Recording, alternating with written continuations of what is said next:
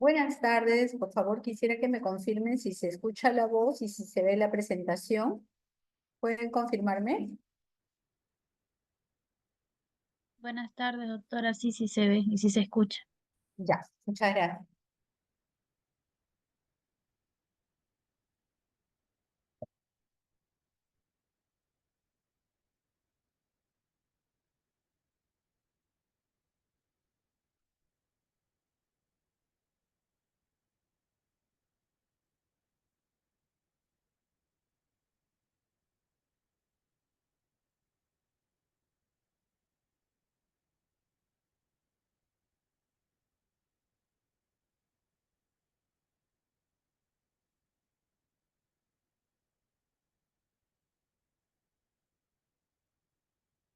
El día de hoy vamos a desarrollar los síndromes pericárdicos. Los síndromes pericárdicos comprende 4 entidades que ustedes a lo largo de su práctica clínica lo van a ver. Una puede devenir de la otra, pero a veces puede darse de manera independiente. ¿Por qué? Porque comparten, digamos, de alguna manera las causas pueden detonar de alguna manera a un cuadro y esta ir desencadenándose con mayor deterioro, trastorno hemodinámico y entonces devenir también en la afección del siguiente síndrome. ¿Por qué es importante el pericardio, no? El pericardio está formado básicamente por 2 membranas, la parte de lo que es el pericardio visceral y el pericardio parietal. Entre ambas capas se crea un espacio virtual y este espacio está contenido una pequeña cantidad de líquido que va a funcionar como un lubricante. Y además el pericardio va a transmitir las presiones de la cavidad torácica al corazón y la va a aislar de las estructuras vecinas, ¿no? Entonces, el pericardio tiene un rol muy importante porque cuando este espacio que es virtual y que tiene solamente que ocuparse con poco líquido de manera fisiológica y de pronto es afectado y comienza a generar gran volumen dentro de estas 2 membranas, visceral y parietal, entonces va a comenzar a repercutir en la hemodinámica de los ventrículos. Y resumiendo, podríamos decir de que estos eventos que debemos de conocer para poder saber qué puede estarle pasando al pericardio, se puede dividir en dos, los efectos sobre las cavidades cardíacas y los efectos sobre el corazón. En cuanto a los efectos sobre las cavidades cardíacas, va a ayudar a limitar la distensión cardíaca a corto plazo, facilitando el acoplamiento y la interacción entre las cavidades. Y esto es importante porque va a mantener la relación presión-volumen y el gasto cardíaco. Entonces, de esa manera se mantiene la geografía ventricular izquierda. Y sobre el corazón, porque permite la lubricación a través del líquido que hemos dicho que se mantiene en poca cantidad, de 15 a 20 mililitros entre los dos pericardios, va a equilibrar las fuerzas gravitacionales e hidrostáticas, va a permitir una respuesta inmunológica adecuada, preservándolo, defendiéndolo de las noxas que pueden ir sobre el corazón y por lo tanto previene, ayuda a que no haya un proceso inflamatorio. Tiene una actividad vasomotora y actividad también fibrinolítica. Estos grandes grupos son la pericarditis aguda, el derrame pericárdico, el taponamiento cardíaco y la pericarditis constrictiva. Que si bien es cierto, pueden ser entidades que puedan estar relacionadas, es decir, en un momento determinado el paciente puede debutar como una pericarditis aguda, esta puede ser de tipo productiva, es decir, que comienza a tener derrame pericárdico, este derrame puede ser a tal punto que comienza a repercutir el estado hemodinámico estando en un cuadro de taponamiento cardíaco, y si hay cuadros recurrentes, repetidos, prolongados, crónicos, podríamos terminar en cuadro de pericarditis constrictiva. En el caso del primer síndrome, que es la pericarditis constrictiva, aquí va a haber dos importantes situaciones. Uno que viene a ser la inflamación del pericardio y se puede acompañar de infiltración en la membrana pericárdica de diferentes elementos inflamatorios.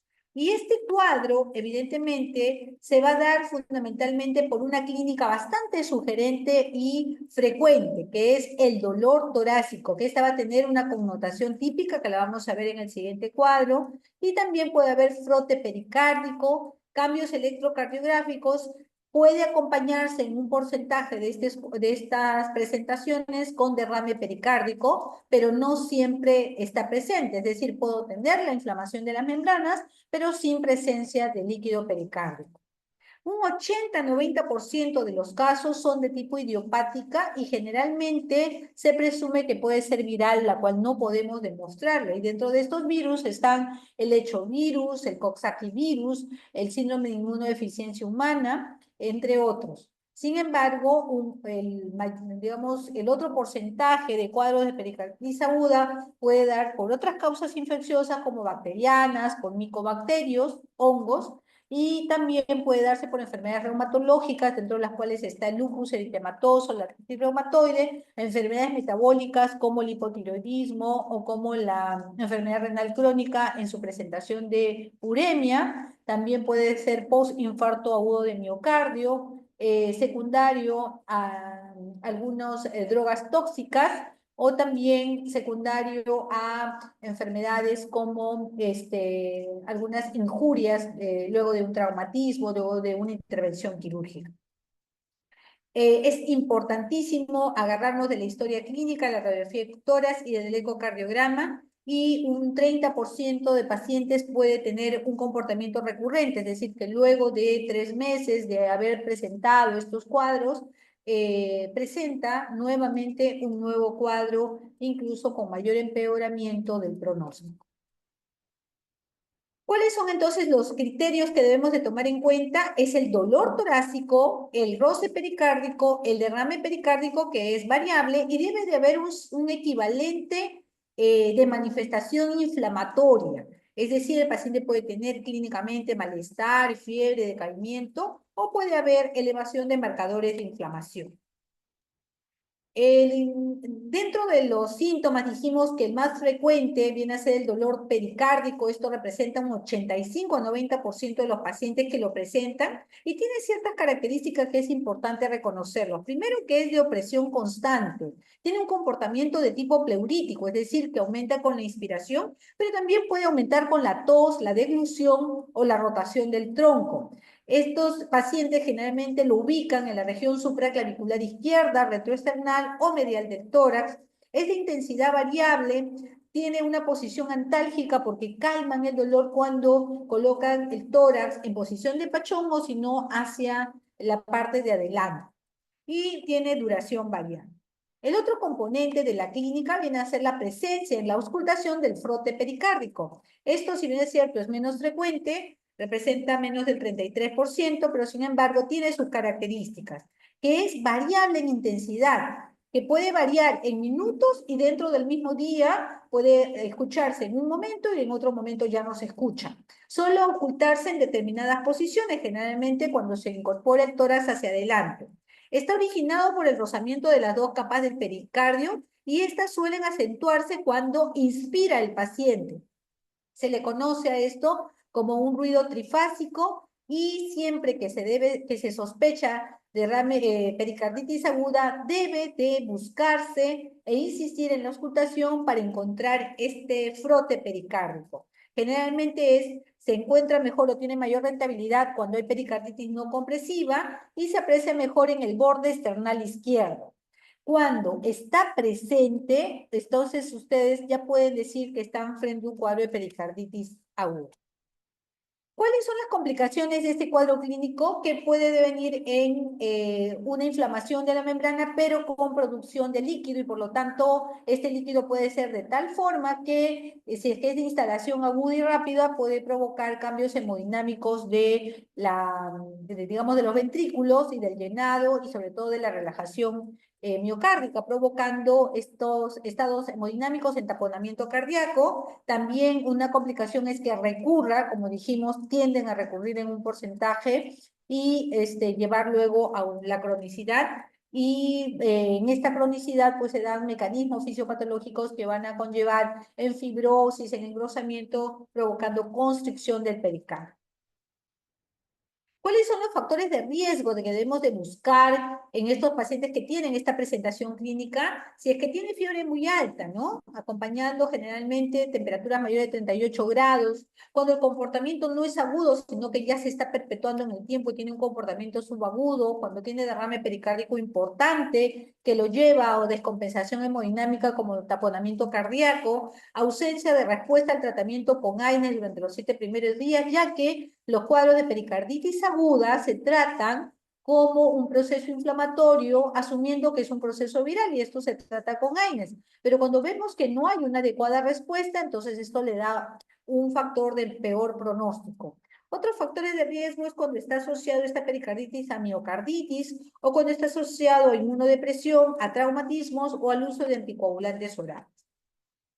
El otro síndrome que debemos de tomar en cuenta es el derrame pericárdico. Y como sabemos, la presencia de líquido dentro de la cavidad entre los pericardios visceral y parietal puede tener diferentes explicaciones fisiopatológicas. Puede ser por disminución de la presión oncótica o aumento de la presión hidrostática, lo que me va a traducir en causas sistémicas, pero también puede ser cuando hay una transgresión de membrana por un proceso netamente local, como podrían ser tumores, procesos inflamatorios o de tipo infeccioso o de tipo autoinmune, ¿no? Y estos lo que van a provocar es aumento de la permeabilidad capilar y también disminución o disminución del drenaje linfático. Normalmente en la cavidad pericárdica vamos a tener que hay un líquido de lubricación. Esto va a ser de 15 a 50 mililitros y de tal forma que va a ser el resultado del equilibrio que tiene que haber entre la presión intracavitaria, la presión intramural y la presión intrapericárdica. Cuando encontramos líquido dentro de la cavidad pericárdica, tenemos que estudiarlo y ahí vamos a acercarnos a través de etiquetar si es un trasudado o es un exudado, porque eso me va a permitir tener una explicación fisiopatológica. Las causas en las cuales hay aumento de presión hidrostática y disminución de la presión oncótica me darán trasudado, mientras que las causas de alteraciones en el drenaje linfático o de aumento de la permeabilidad capilar me darán exudado. Cuando tenemos el derrame pericárdico, también vamos a tener proyección en las imágenes como un corazón en botellón y vemos que hay una separación justamente entre los pericardios, provocando líquido que va a provocar que haya una alteración en cuanto a la hemodinámica de los ventrículos. Para poder enfocar el derrame pericárdico, podemos clasificarlo de acuerdo al comienzo. Puede ser agudo, subagudo, crónico, cuando estamos hablando mayor de 3 meses. De acuerdo al tamaño, puede ser un derrame leve, moderado, grande. De acuerdo a que si es leve, menor de 10 milímetros, moderado de 10 a 20 milímetros y grande, mayor de 20 milímetros.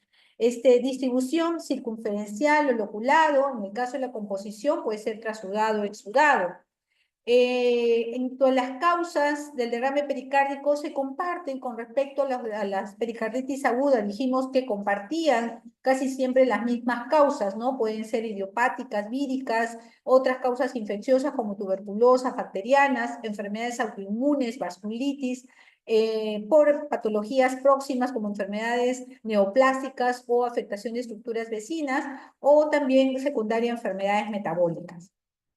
¿Cuáles son los signos clásicos, síntomas clásicos que debemos de buscar? Que el paciente va a tener disnea de esfuerzo, que va a progresar muchas veces a ortopnea, dolor torácico, sensación de plenitud. Otros síntomas que van a ocasionarse debido a la compresión local de esta expansión del derrame pericárdico sobre las estructuras vecinas dentro del mediastino, como las náuseas, cuando hay compresión al diafragma, disfagia, cuando hay compresión esófago, ronquera, cuando hay compresión al nervio laringio recurrente e hipo cuando hay compresión al nervio frénico. Los síntomas no específicos van a incluir como tos, debilidad, fatiga y anorexia. Entonces, ¿de qué va a depender los signos y síntomas? Depende de la velocidad de instalación del derrame, depende del volumen del derrame, depende de la causa también, de que si hay síntomas, otros síntomas pericárdicos o síntomas como de compresión local dentro del mediastino, como la tos, la ronquera, el hipo, la taquimia y la disfagia. A más velocidad de instalación, cuanto más rápido va a haber más clínica. A más volumen, más posibilidad que haya más clínica también. En el caso de los signos, lo que vamos a tener es aumento del área de la matidez cardíaca, lo cual se le conoce como signo de Ewart cuando hay pérdida de la sonoridad pulmonar porque da pase al aumento de la matidez cardíaca por la separación de esto pericárdico debido al derrame pericárdico, imposibilidad de palpar el latido de la punta y auscultación apagada, inaudible de los tonos cardíacos. El otro síndrome que puede devenir de un derrame pericárdico, de instalación rápida o de un gran volumen o de ambos, es cuando hay un acúmulo del contenido pericárdico que puede ser pus, sangre, coágulo, etcétera, y que esto va a, digamos, condicionar de que sea, digamos, que se venzan los mecanismos compensatorios provocando un deterioro hemodinámico con colapso de cavidades, con gasto cardíaco disminuido, cuando los mecanismos, sobre todo, van a ser superados, ¿no?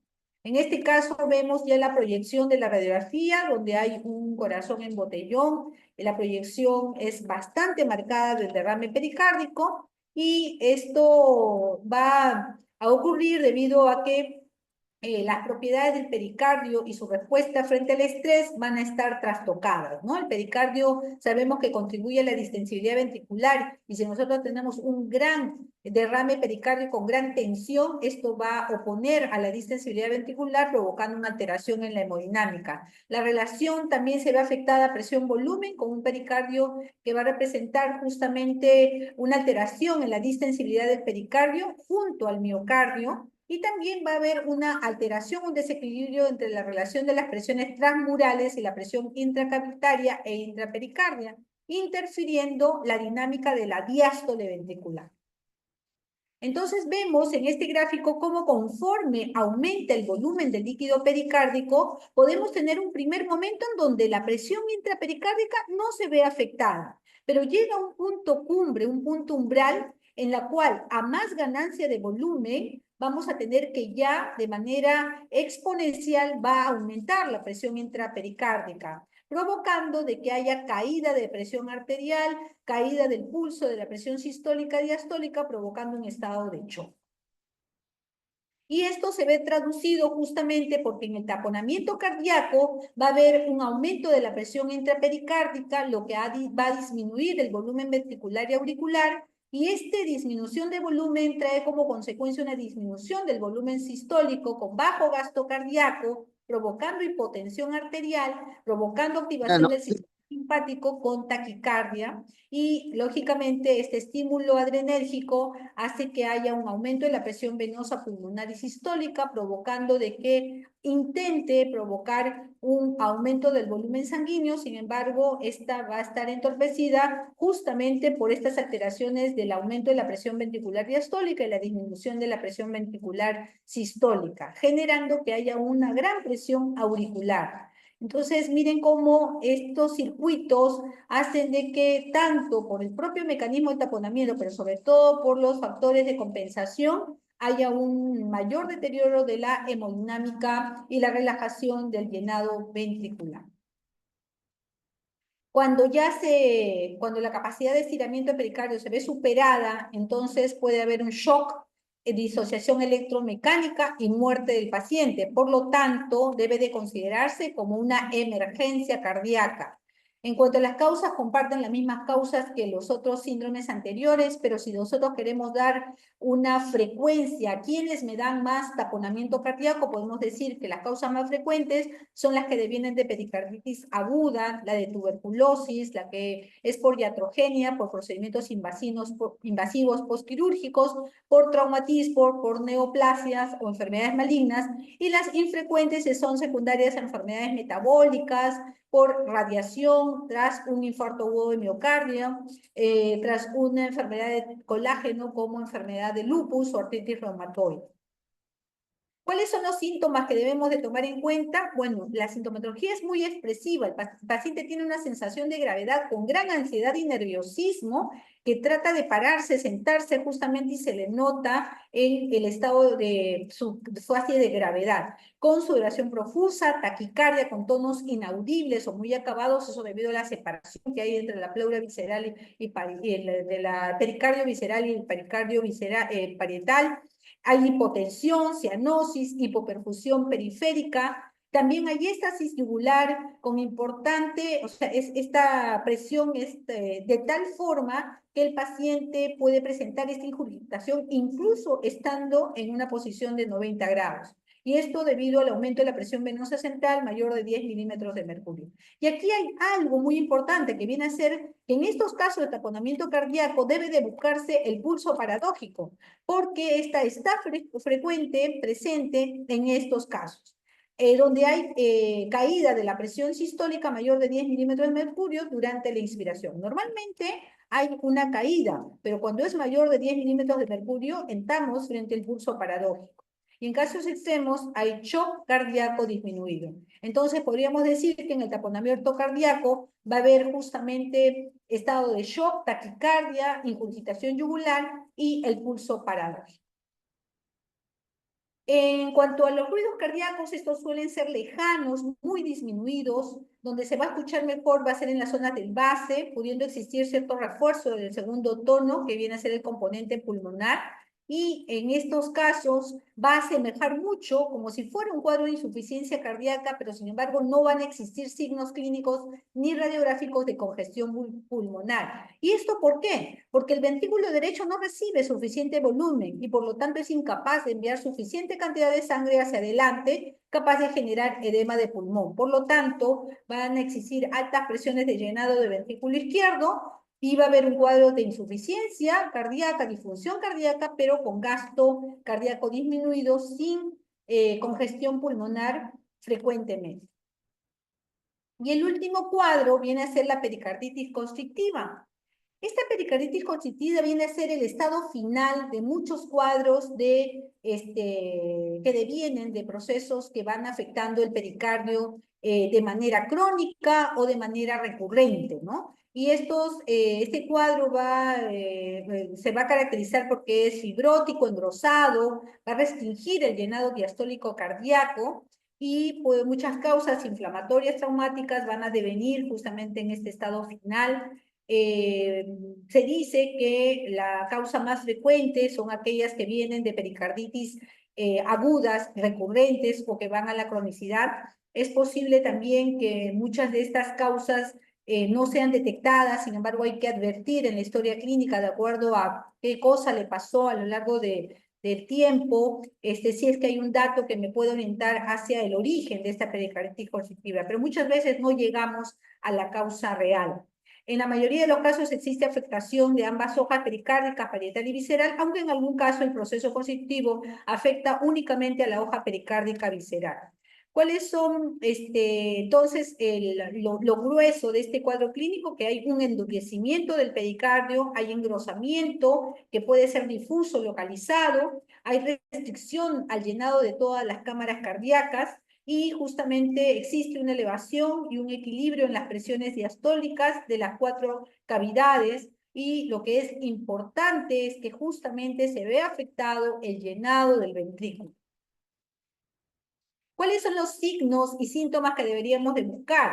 El paciente generalmente se asemeja a una falla cardíaca derecha, sin embargo, podría haber también componentes de síntomas izquierdos. Aquí el paciente tiene edema de miembros inferiores, hay distensión abdominal por la presencia de ascitis, y esto debido a la congestión hepática pasiva. También puede haber congestión venosa pulmonar y entonces presentar disnea, tos y ortopnia.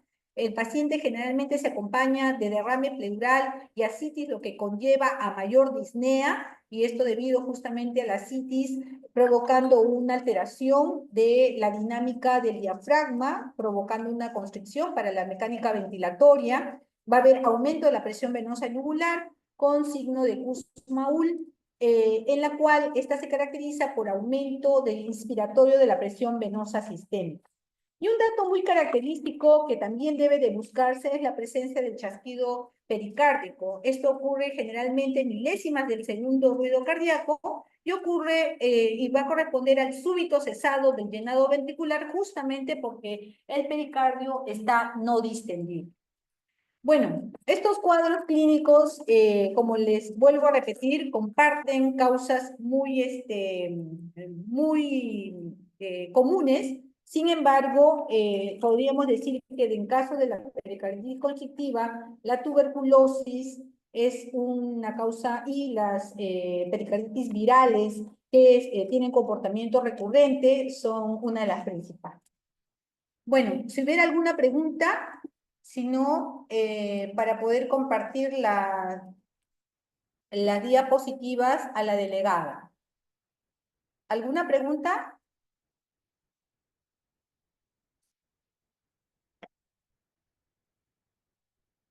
Bueno, si no hay preguntas, entonces damos por finalizado la clase.